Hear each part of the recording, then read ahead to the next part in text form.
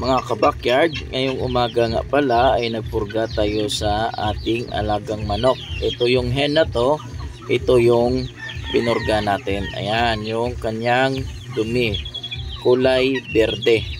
Tapos may napansin ako dito na lumabas sa kanya. Ito mga kabakyard, no? Kung makikita nyo, pasintabi po sa kumakain, no? Ayan, ito po ay tapeworm. May tapeworm pala yung ating alaga na pinurga natin. Buti na lang napurga natin kasi nga nasa running to 5 months na to. Ito yung manok natin na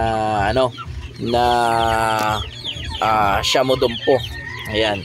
So pinurga natin siya para maging magamit na natin. At ito nga pala yung mga manok natin dito sa baba. Ayan. Yung natin, no, yung Shamo Asil natin na roster. At saka yan, matapang yung isang puti na to. Yan po yung puti is Asil. At yung isang green naman po na may parang may siya sa ulo, may plastic na kulay pula. Nilagyan ko po yan kasi matapang po siya. Yan. At ito yung ating mga sisiyo, mga kabakyard, yung tinula line natin. Yan, pang tinula lang yan. At meron ng itlog doon.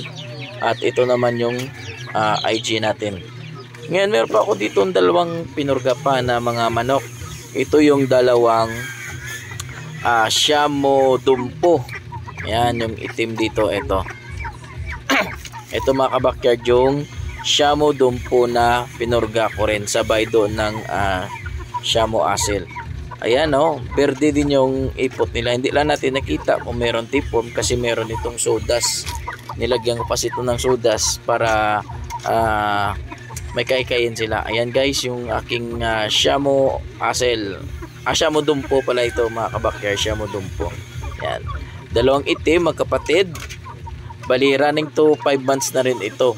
Ngayong 25, magpa 5 months na rin sila. So baka pagdating ng 6 months ay mangitlog na sila, kaya kinokondisyon na natin yung kanilang katawan para sa pagpangitlog. Purga po yung unang kondisyon.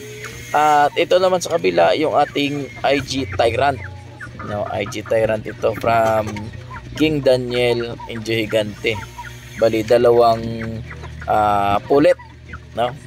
So sana ito, isang stag at isang pulet, pero napadala sa atin ay dalawang pulet.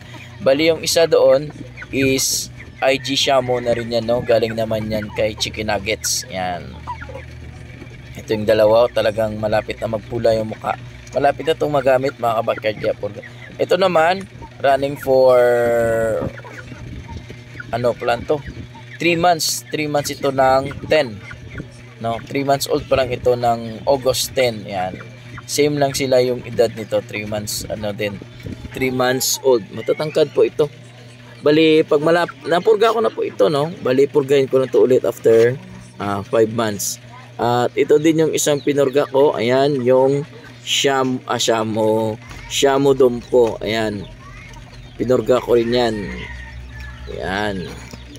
So, balik tayo dito sa ating loob. Ayan. Kaninang umaga pala ako nagpurga, mga kabakyard, no? Nagpurga ako kaninang umaga. At ngayong hapon, papakainin ko. Ngayon, bakit umaga? Kasi ng gabi, 'di ba, pinakain natin ng gabi niyan. So pagka umaga, wala na laman yung tiyan nila. Ito, kakatayin ko 'to, mga kabakyard, yung ganiya na 'to, maingay kasi. So ayan. So kaninang umaga ako nagpurga at ngayon hapon na lumabas na yung bulate. So mamaya pwede na natin pakainin yung ating alagang manok.